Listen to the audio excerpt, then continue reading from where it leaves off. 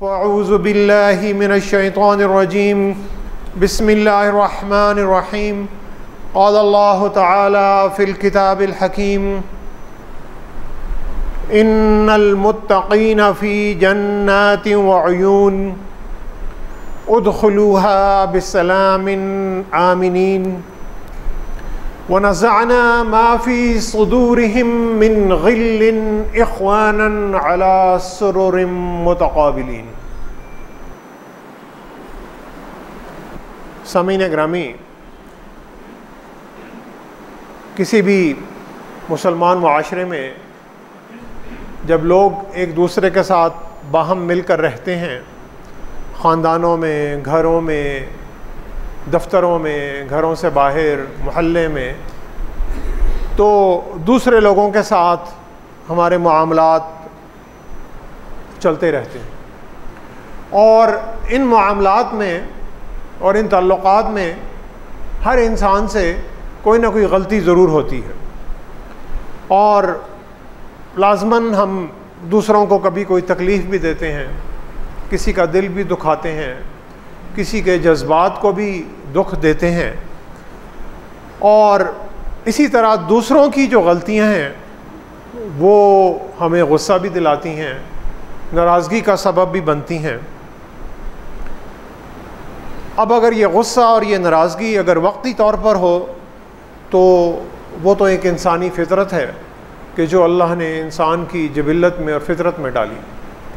लेकिन जब ये गुस्सा और नाराज़गी हम अपने दिल में रख लेते हैं और हमारी यादाश्त में उसका एक नक्श बन जाता है और एक लंबे अरसे तक हम उसे रखी रखते हैं, ना सिर्फ उसे रखी रखते हैं बल्कि उसे ताज़ा करते रहते हैं, जिसे रिफ़्रेश करते रहते हैं, तो ये जो गुस्सा और नाराज़गी है जो वक्ती तौर पर थी, ये बढ़कर रंजिश, कदूरत और बुग़्ज़ और उससे भी बढ़कर दुश्मनी में तब्दील हो जाती है।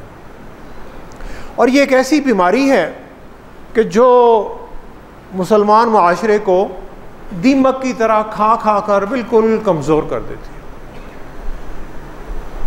रब्बुल आलमीन ने कुरान मजीद में इस बीमारी को ग़िल कहा। ग़िल का अल्लाह ने लफ़्ज़ इस्तेमाल किया कि जिसे हम उर्दू में बुग़्ज़ भी कहते हैं और कदूरत भी कहते हैं, अंग्रेज़ी में इसे गरज कहते हैं।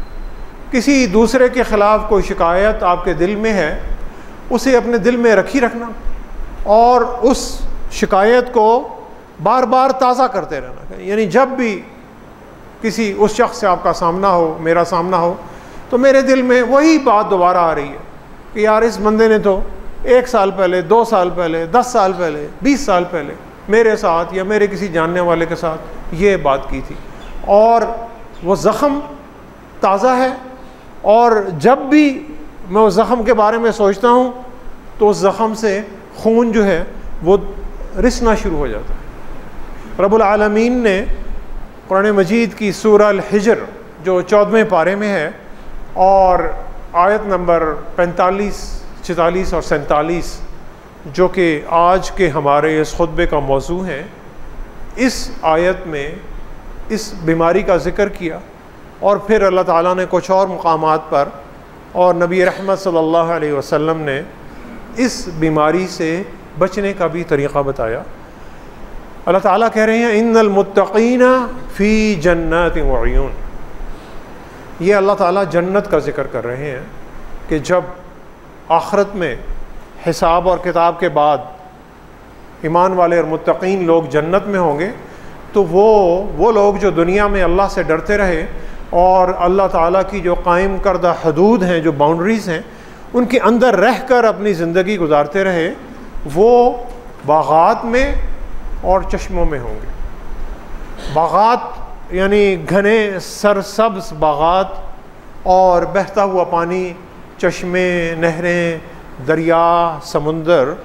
और ये दुनियावी ज़िंदगी में भी हम देखते हैं कि जब हम शहरों की गहमागामी से निकल कर किसी दूर दराज इलाक़े में जाते हैं, सरसब्ज़ इलाक़े में जाते हैं कि जहाँ पर सब्ज़ा है, जहाँ पर बाग हैं और जहाँ पर बहता हुआ पानी और चश्मे हैं, तो इंसान का जो जहन है वो पुरसुकून होना शुरू हो जाता है।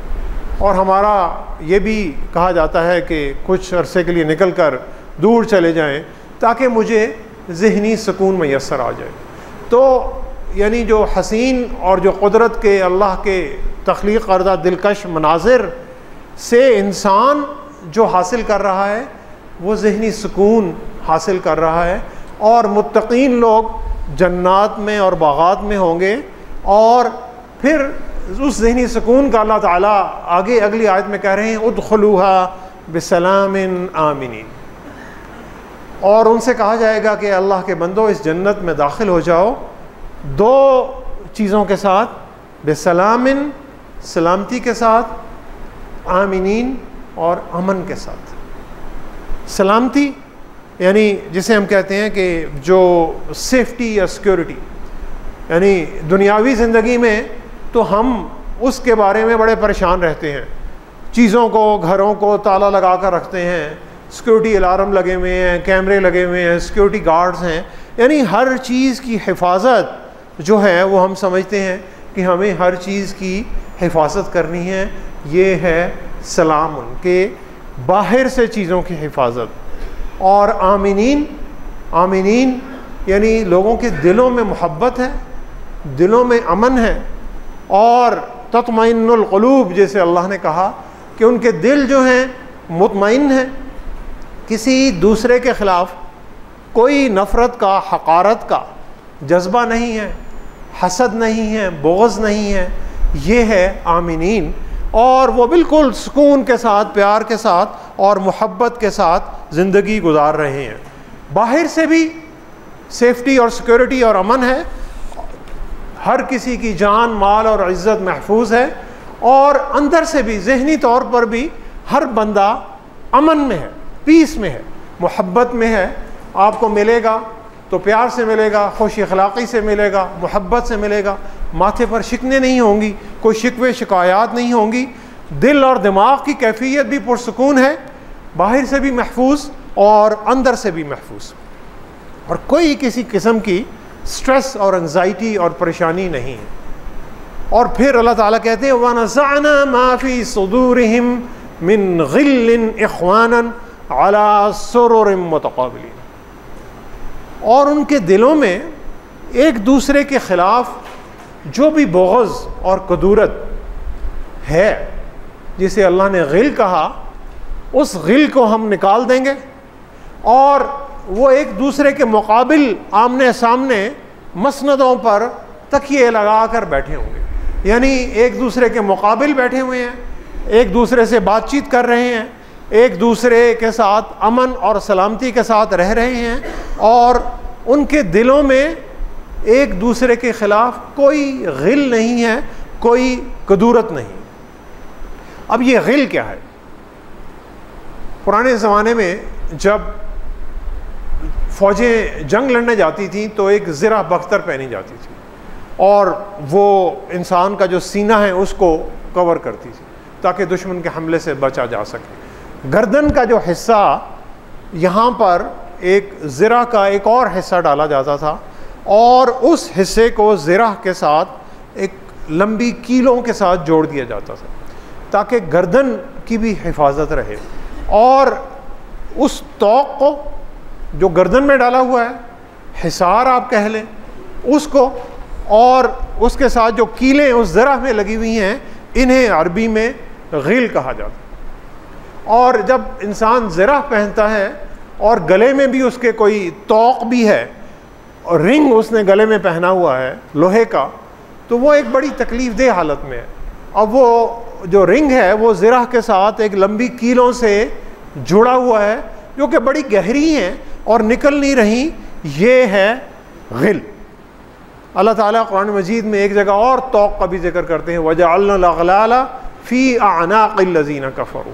अहले जहन्नुम का अल्लाह ताला कह रहे हैं कि उनके गर्दनों में हम तौक डालकर उन्हें जहन्नम में दाखिल करेंगे, इस सबब के वो दुनिया में कुफ़र करते रहे।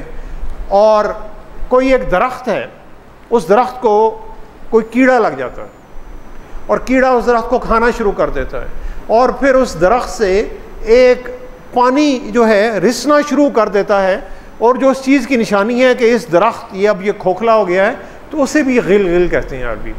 यानी कोई भी ऐसी चीज़ और बीमारी जो किसी भी शख्स को, किसी भी जानदार चीज़ को सख्त तकलीफ़ में रख रही है और उसे अंदर से खोखला कर रही है और बड़ी गहरी अंदर चली गई है, कील की तरह अंदर तक चली गई है, उसे गिल कहा। अब ये गिल जो इंसान की क़ुव्वत मुदाफ़ात है उसे ख़त्म कर रही है।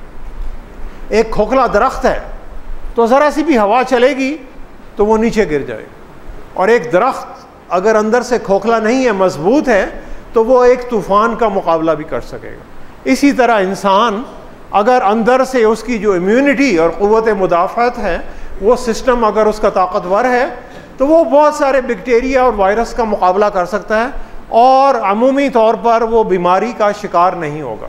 लेकिन अगर उसकी इम्यूनिटी ही ख़त्म हो गई है तो वो किसी भी छोटे से भी वायरस का शिकार होकर बीमारी के हवाले हो जाएगा। इसे गिल कहते हैं। और ये गिल वो है कि मेरी जो यादाश्त है उसमें वो मेरा जो ज़ख़म है वो ताज़ा है, और जब भी मुझे दूसरे शख्स की हुई ज़्यादती किसी भी हवाले से याद आती है तो मेरा वो ज़ख़म ताज़ा है और मुझे लगता है कि जैसे आज ही इस शख्स ने मेरे साथ ये कोई गलत काम किया था या ये कोई बुरा सलूक किया था। और सामीन गिरामी, रब्बुल आलमीन ने गुस्सा और नाराज़गी के जज्बात इंसान को अता किए, और इसके साथ साथ इंसान को इन जज्बात और एहसासात पर काबू करने की ताकत भी अता की। यानी गिल भी दिया और गिल पर काबू पाने की एक ताकत भी दी। तो गिल का आना किसी दूसरे आपको भाई या बहन के बारे में और किसी दोस्त या रिश्तेदार के बारे में किसी भी मनफी ख्यालात का आना एक कुदरती अमर है, और लेकिन इस पर काबू पाने का भी तरीक़ा अल्लाह ताला ने और ताकत दी। और वनज़अना मा फ़ी सुदूरिहिम, अल्लाह ताला ये नहीं कह रहे कि हम निकाल देंगे, अल्लाह ने नज़अ का लफ्ज़ इस्तेमाल किया। नज़अ का मतलब ये है कि जैसे गोश्त है वो हड्डी के साथ जुड़ा हुआ है और उस गोश्त को अब हड्डी से खींच के दूर कर रहे हैं। तो और जो हालत नज़अ जब इंसान पर तारी होती है, यानी जब रूह जिस्म से खींच कर निकाली जा रही है, इसे नज़अ कहते हैं। तो अल्लाह ताला कह रहे हैं कि जो जन्नत में अहले जन्नत होंगे, हम उनके दिलों से खींच कर ये जो गिल है, ये जो गिल की बीमारी है, इस गिल को निकाल देंगे। अब इस गिल को हमने अगर निकालना है तो इस गिल के लिए हमें कोशिश करनी पड़ेगी, मेहनत करनी पड़ेगी। तो एक पहला जो इसका कदम है वो ये है कि दूसरों की ख़ताओं को माफ़ कर दिया जाए। अब इंसान का आपस में एक दूसरे की ख़ताओं को माफ़ करना और रब्बुल आलमीन का हमारी ख़ताओं को माफ़ करना, उसमें बहुत ज़्यादा फ़र्क है। रब्बुल आलमीन गफूरुर रहीम है, वो 70 माओं से भी बढ़कर अपनी तख्लीक़ को, अपने बंदों को प्यार करते हैं। इंसान के दिलों में इतना प्यार नहीं है। इंसान माफ़ कर सकता है लेकिन इंसान को भूलने में बड़ी तकलीफ़ होती है। और वो हम अक्सर कहते तो हैं कि हमने किसी का जो ख़ता थी उसे माफ़ कर दिया, लेकिन वो ख़ता याद रहती है और हम उसे भूले नहीं रहते। और जब भी कोई ऐसा दोबारा वाक़या होता है तो वो हमारी पुरानी यादाश्त दोबारा आ जाती है। मुसलमानों में भी बाहम तनाज़ात होते रहे। नबी करीम सल्लल्लाहु अलैहि वसल्लम की ज़िंदगी में भी सहाबा किराम रज़ियल्लाहु ताला अन्हुम अजमाइन की ज़िंदगी में भी तनाज़ात होते रहे। मुहाजिरीन और अंसार में भी तनाज़ात होते रहे, लेकिन उन तनाज़ात को अल्लाह ताला के हुक्म से सहाबा इकराम भुलाते रहे, उन्होंने माफ़ करते रहे। वल याफ़ू वल यस्फ़हू, और उसे मिटाते रहे, यानी अपनी यादाश्त से भी उन्होंने उसे निकालते रहे, लेकिन इसके बावजूद उनमें कुछ न कुछ नाराज़गियाँ पैदा होती रहीं। नबी रहमत सल्लल्लाहु अलैहि वसल्लम के प्यारे चचा हज़रत हम्ज़ा रज़ियल्लाहु ताला अन्हो जो जंग उहद में शहीद हुए, और हिंद जो कि अबू सुफियान की बीवी थी, उन्होंने उसी गज़वा में हज़रत हमज़ा की जो मैयत थी उसकी बेहरमती की, नबी रहमत सल्लल्लाहु अलैहि वसल्लम की यादाश्त में ये चीज़ हर वक्त मौजूद रही।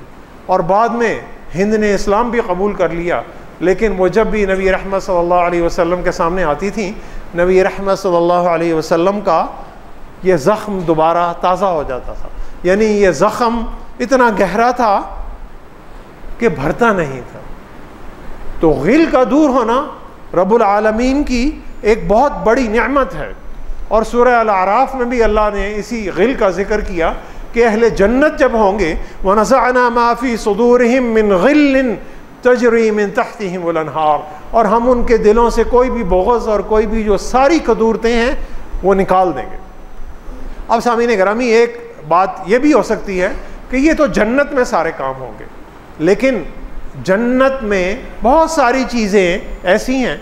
अल्लाह ने जन्नत के में बागात का जिक्र किया, नहरों का जिक्र किया, शहद का जिक्र किया, लबन का जिक्र किया, लहम तैर यानी परिंदों के गोश्त का जिक्र किया, और बहुत सारी उन नेमतों का जिक्र किया। वो नेमतें हम इस दुनिया में खाते हैं और उन नेमतों से लुत्फ़ अंदोज़ इसी दुनिया में होते हैं।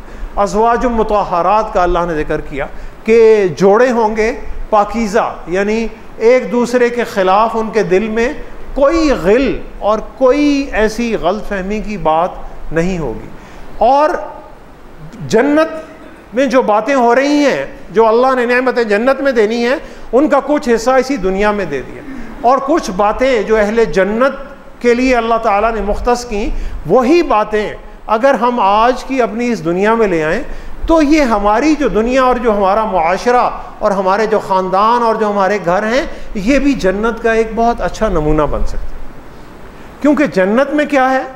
जन्नत में बिसलामिन आमिनीन, जन्नत में सलामती है, जन्नत में सेफ्टी है, जन्नत में सिक्योरिटी है, जन्नत में अमन है, जन्नत में गिल नहीं है, किसी दूसरे के ख़िलाफ़ कोई बुरी बात नहीं है। ये सारी बातें जन्नत में हैं। तो अगर यही बातें हम अपनी आज की ज़िंदगी में ले आएँ, उसका 100वां हिस्सा या 1000वां हिस्सा या लाखवां हिस्सा भी ले आएँ, क्योंकि जो जन्नत की नेमतें हैं वो इस दुनिया की नेमतों से कई लाख गुना ज़्यादा बड़ी नेमतें होंगी। तो उन नेमतों का अगर एक छोटा सा हिस्सा हम अपनी ज़िंदगी में ले आएँ तो हमारी यही जो दुनियावी ज़िंदगी है यही जन्नत बन सकती है। वनज़अना मा फ़ी सुदूरिहिम मिन गिल्लिन तजरी मिन तहतिहिमुल अनहार, सूरह आराफ में अल्लाह ताला कह रहे हैं कि हम उनके दिलों से कदूरत निकाल देंगे और उन्हें ऐसे बागात में रखेंगे कि जिनके नीचे नहरें बह रही होंगी। वक़ालुल हम्दुलिल्लाहिल्लज़ी हदाना लिहाज़ा, और वो कहेंगे कि सब तारीफ़ें, सब हम्द और सब शुक्र उस रब्बुल आलमीन के लिए है कि जिसने ये हमें हदायत बख्शी। और नबी रहमत सल्लल्लाहु अलैहि वसल्लम इस आयत को अक्सर पढ़ते थे कि जब भी दुनियावी ज़िंदगी में अल्लाह ताला तुम्हें कोई भी कामयाबी, कोई भी नेमत, कोई भी बरकत और कोई भी रहमत बख्श रहे हैं, तो अल्लाह का बंदा ये कहता है कि ये मेरी सलाहियतों की वजह से नहीं हुआ। वो कहता है वक़ालुल हम्दुलिल्लाहिल्लज़ी हदाना लिहाज़ा, ये सब अल्लाह की रहमत और अल्लाह की बरकत से हुआ जिसने ये मुझे हदायत बख्शी। वमा कुन्ना लिनहतदिया लौला अन हदान अल्लाह, और अगर अल्लाह की हदायत और अल्लाह की रहनुमाई मेरे साथ शामिल हाल ना होती तो मैं इस मुकाम पर कभी भी ना पहुँच सकता, मैं इस नेमत से कभी भी लुत्फ़ अंदोज़ ना हो सकता और मैं इस नेमत से कभी भी फ़ायदा ना उठा सकता। तो सामीन गिरामी, दिलों की नफ़रत और दिलों की कदूरत और दिलों के बुग़्ज़ को निकालने के लिए जो तरीक़ा हमें रब्बुल आलमीन ने बताया और नबी रहमत सल्लल्लाहु अलैहि वसल्लम ने बताया, उसके दो मरहले हैं। पहला मरहला कि दूसरों की जो ख़ताएँ हैं, गलतियाँ, उन्हें माफ़ कर देना, खुले दिल से उनकी गलतियों को माफ़ कर देना। और दूसरा मरहला और आखिरी मरहला जिससे इंसान के दिल से कदूरत निकलती है, मुआफ़ करने से कदूरत हो सकता है ना निकले, मुआफ़ करने से आपने दूसरे का कसूर तो माफ़ कर दिया, लेकिन शैतान आपके दिल में ये वसवसा और ख्याल डालता रहेगा और वो उस नफ़रत के पौधे को थोड़ा थोड़ा पानी देता रहेगा। और उसको निकालने का दूसरा तरीक़ा जो हमें अंबिया अलैहिस्सलाम की सुन्नत और नबी रहमत सल्लल्लाहु अलैहि वसल्लम की सुन्नत कि अपने उस भाई या बहन के लिए दुआए मग़फ़रत करना। पहला मरहला दूसरे की ख़ता और गलती को खुले दिल से माफ़ कर देना, और दूसरा मरहला जिससे गिल को निकालना, वो अपने उस भाई या बहन के लिए दुआए मग़फ़िरत करना, वैसी ही दुआए मग़फ़िरत के जैसे बंदा अपने वालिदैन के लिए करता है, जैसे बंदा अपने बड़े करीबी रिश्तेदारों और दोस्त अहबाब के लिए करता है, यानी जिनसे उनका बहुत करीबी और गहरा रिश्ता है, उनके लिए दुआए मग़फ़िरत करना। और इस दुआ का सबसे ज़्यादा फ़ायदा किसको हो रहा है? मुझे ही हो रहा है।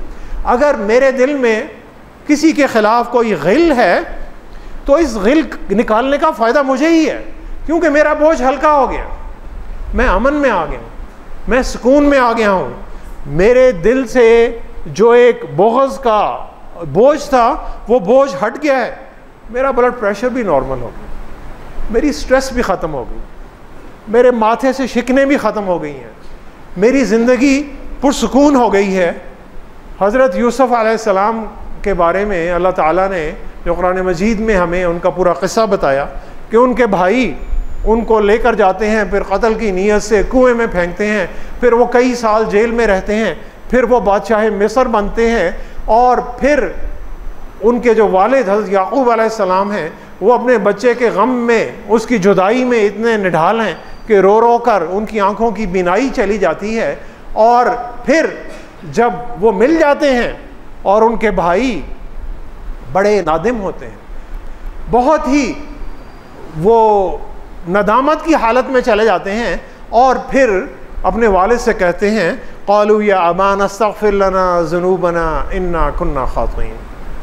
वो कहते हैं कि अब्बा जान, हमने बहुत ही गलत हरकत की, हम अपनी इस हरकत पर बहुत ही शर्मिंदा हैं, बहुत ही नादिम हैं, आप हमारी ख़ताओं को माफ़ कर दीजिए, आप हमारी ख़ताओं को माफ़ कर दीजिए, मेरे से गलती हुई।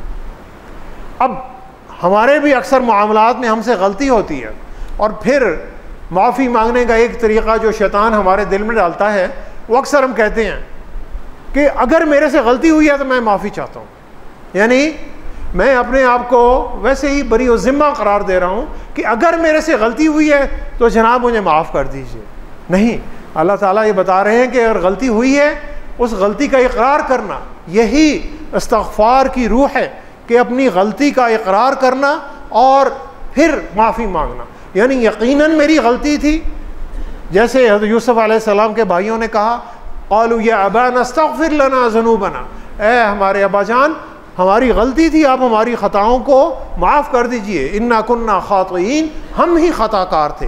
तो इस माफ़ी मांगने से मैं अपने दिल से जो कदूरत है उसको निकाल रहा हूँ। तो हज़रत याक़ूब ने, हज़रत यूसुफ़ के वालिद ने कहा क़ाल सौफ़ अस्तग़फ़िरु लकुम रब्बी इन्नहु हुवल गफ़ूरुर रहीम। और ये नहीं उन्होंने कहा, अल्लाह ताला ये नहीं बता रहा है कि उन्होंने कहा कि मैंने तुम्हें माफ़ कर दिया, उन्होंने इस गिल को निकालने का आखिरी मरहला बताया, क़ाल सौफ़ अस्तग़फ़िरु लकुम रब्बी, कि मैं अपने रब से तुम्हारे लिए मग़फ़िरत की दुआ करूँगा और वो यकीनन तुम्हें माफ़ कर देगा। क्यों? इन्नहु हुवल गफ़ूरुर रहीम, कि वो तो बहुत ही माफ़ करने वाले और बहुत ही रहम करने वाले हैं। सामीन गिरामी, ये जो बोझ और कदूरत है, ये एक ऐसा जहर है जो हम अक्सर पीते हैं और ख्वाहिश ये कर रहे होते हैं कि हमारा जो दुश्मन है वो मर जाए, यानी जहर हम पी रहे हैं। सबसे ज़्यादा कदूरत और बोझ और गिल रखने का नुकसान हमें खुद हो रहा है, और हम तवक्को ये रखते हैं कि जिसके ख़िलाफ़ हमने कदूरत रखी हुई है नुकसान उसको हो रहा है, उसे तो कोई नुकसान नहीं हो रहा, उसे तो शायद पता भी नहीं है कि मेरे दिल में कोई उसके ख़िलाफ़ कोई कदूरत है या नहीं, या मैंने कभी उसका इजहार किया या नहीं। जहर तो मैं पी रहा हूँ। नबी रहमत सल्लल्लाहु अलैहि वसल्लम ने फरमाया कि अल्लाह के बंदो, आपस में एक दूसरे को माफ़ करो, एक दूसरे के ख़िलाफ़ कदूरत और बुग़्ज़ दिल में न रखो, एक दूसरे से हसद मत करो, एक दूसरे से दुश्मनी मत करो। अल्लाह के बंदो, भाई भाई बनकर रहो। एक मुसलमान पर हराम है, एक मुसलमान पर हराम है कि वो 3 दिन तक अपने किसी मुसलमान भाई से जानबूझकर बातचीत करने से गुरेज करे। एक मुसलमान पर हराम है कि वो सिर्फ 3 दिन तक जानबूझकर अपने भाई या अपनी बहन से बातचीत करने से गुरेज करे, ये नबी रहमत सल्लल्लाहु अलैहि वसल्लम ने इसे हराम करार दिया। दूसरों के बारे में मनफी ख्यालात रखना सामीन गिरामी एक ऐसा बोझ है जो हम अपनी सारी ज़िंदगी उठा उठा कर फिरते हैं, और फिर एक वक्त ऐसा आ जाता है कि हम इस बोझ के तले दब जाते हैं और हमारी अपनी ज़िंदगी, हमारे अपने अमाल, हमारा अपना ईमान, हमारा अपना इखलाक, ये सब कुछ बर्बाद हो जाता है। हम जब सफ़र पे निकलते हैं तो किसी बस में हम बैठ कर जा रहे हैं, तो बस में मैं अगर बैठ कर जा रहा हूँ तो मैं 3 सूटकेस भी ले जाऊँ और एक सूटकेस का वज़न जो है वो 60-70 किलो भी हो, कोई फ़र्क नहीं पड़ता। कोई नहीं पूछता कि यार तुम्हारे इस सामान का वज़न कितना है, क्योंकि मैं बस में जा रहा हूँ। ट्रेन में जा रहा हूँ, वहाँ भी कोई नहीं पूछता कि कितना सामान तुम साथ लेकर जा रहे हो। क्यों आहिस्ता आहिस्ता रफ्तार से मेरी बस जा रही है और मैं ट्रेन में जा रहा हूँ। जब मैं हवाई जहाज़ में बैठता हूँ, हवाई जहाज़ वाले 1-1 किलो गिन कर सामान रखते हैं, तो और कोशिश होती है कि कम से कम सामान लेकर जाएं। क्यों? हमने बुलंदी पर जाना है, हमने दूर जाना है और जल्दी जाना है, यानी हमने तरक्की का सफ़र तय करना है, जल्दी करना है, बुलंदी पर जाना है और तेज़ जाना है। सामान कम से कम है, बोझ कम से कम है। जितना कम सामान रहेगा उतना सफ़र आसान रहेगा।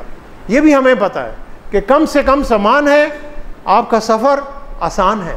उस सफ़र को आसान बनाने के लिए जो दिलों में नफ़रतों का, बुग़्ज़ का, कदूरत का, हसद का और जितने भी मनफी ख़यालात हैं, इस बोझ को सामीन गिरामी निकालने की ज़रूरत है। ग़िल और कदूरत हमें पस्ती की तरफ लेकर जाती है, और जैसे दरख्त खोखला हो रहा है, इसी तरह मुसलमान मुआशरे को अंदर से खोखला कर देती है। और जब मुआशरा अंदर से खोखला है, वो किसी दुश्मन का क्या मुकाबला करेगा?